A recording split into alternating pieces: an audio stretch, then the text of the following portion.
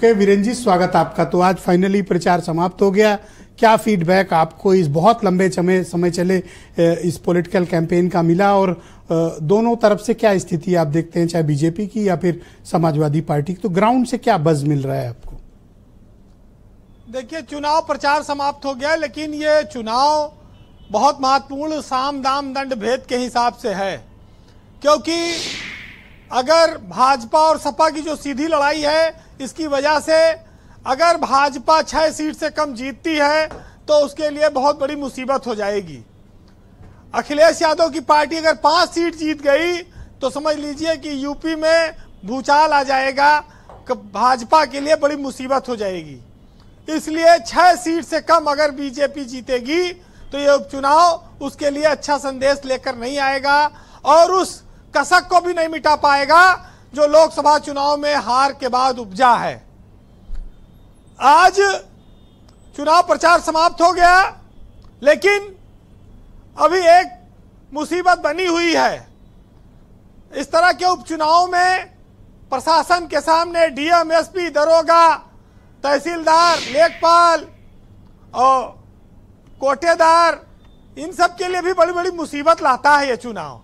खाली अकेले नेता के लिए कोई नहीं है, ये बहुत सारे लोगों के लिए, प्रधानों तक को परेशानी होती है। प्रधानों से क्या मतलब इस चुनाव से? कोटेदारों से क्या मतलब है? अरे भाई, ये जो बात आती है प्रलोभन, डराना, धमकाना, ये सब चीजें अब यही समय शुरू होता है। अब आज के बाद से नेताओं जितना पैर छूते थे वो तो लगभग बंद। अब 20 तारीख के बाद जनता नेता पैर छूना शुरू करेगी। तो एक आसान तरीका है कि ये 2-3 दिन के लिए प्रधान और कोटेदार कहीं चले जाएं, घूम टहलें, वोटिंग के दिन आ जाएं दोपहर में। अरे बस्तवा तो यही रहेगा, कहाँ बस्तवा कहाँ जाएगा? अच्छा। कहीं नहीं जाएंगे। हाँ, वो तो सबके गर्दन पर तलवार लटकती है। और अभी तो शराब, मुर्गा, ये सब पार्टियां भी बंटने का जो कैश दौर शुरू होता है रात के अंधेरे में, ये सब तो हमेशा सोता रहा है। इस बार मटन भी दिखा मुझे। लेकिन ये चीज जान लीजिए जी कि ये चुनाव उत्तर प्रदेश में अनूठा चुनाव है, इसका परिणाम अनूठा आएगा। और ये राजनीतिक दलों के लिए भाजपा और सपा ने इसीलिए सारी ताकत झोंकी है कि उनके लिए बहुत महत्वपूर्ण चुनाव है। अच्छा, वो मटन वाला क्या मामला था? बता रहे थे कि बोटी नहीं मिली, सिर्फ रसा दिए दे रहे थे। क्या था? असल में बता रहे कि बना 200 आदमी के लिए रहा और आ गए 1000 आदमी खाने। अब मटन कम पड़ गया, रसा भी नहीं मिला लोगों को भदोही में। तो मटन युद्ध जो है, मझवा का मटन युद्ध बड़ी चर्चा में रहा। ब्रजेश जी, ये चुनाव भाजपा ने आदित्यनाथ मुख्यमंत्री को पूरी जिम्मेदारी सौंप कर लड़ा। उनके 9 मंत्रियों को प्रभार दिया गया 2-2 सीटों का, और उनका भी आकलन होगा। लेकिन अलीगढ़ की जो खैर सीट है वो समाजवादी पार्टी कभी जीती नहीं है भाजपा के लिए, इसलिए वो रास्ता आसान है। लेकिन जब अंबेडकर नगर की कटेरी सीट पे आएंगे, सीसा मऊ सीट पे आएंगे और करहल सीट पर आएंगे, तो वहां पर समाजवादी पार्टी अपर हैंड पर है।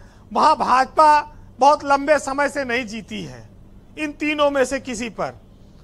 महत्वपूर्ण यह है कि जब मायावती का वोटर है वो किस ओर शिफ्ट होता है, और सीसा मऊ में और कुंदरकी में वहां पर जो हिंदू वोट है, ओबीसी वोट है, वो किस ओर जाता है।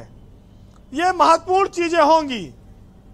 लेकिन नाखून कटाकर शहीद होने वालों में कांग्रेस पार्टी का भी नाम लिखा जाएगा इस चुनाव में, क्योंकि कानपुर के अलावा उनके पास कहीं कोई संगठन नहीं है। सीसा मऊ पर ही कांग्रेस के नेता इक्का दुक्का दिखे जो प्रचार कर रहे थे। तो इसके अलावा कांग्रेस में संगठन के नाम पर कोई सहयोग नहीं, मौखिक जबानी सहयोग चाहे जितना ले लो, बस इतना मान के चलिएगा। जी वीरेंद्र जी, कंक्लूड करें।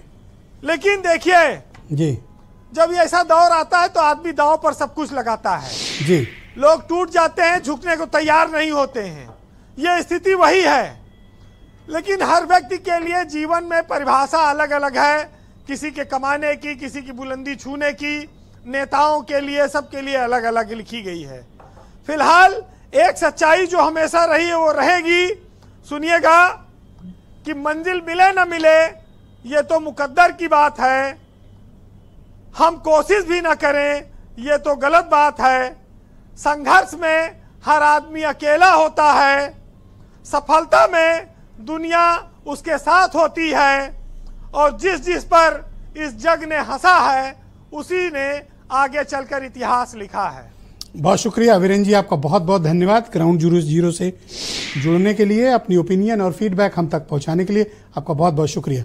बहनों भाइयों, इस परिचर्चा का दूसरा चरण हम प्रारंभ करते हैं।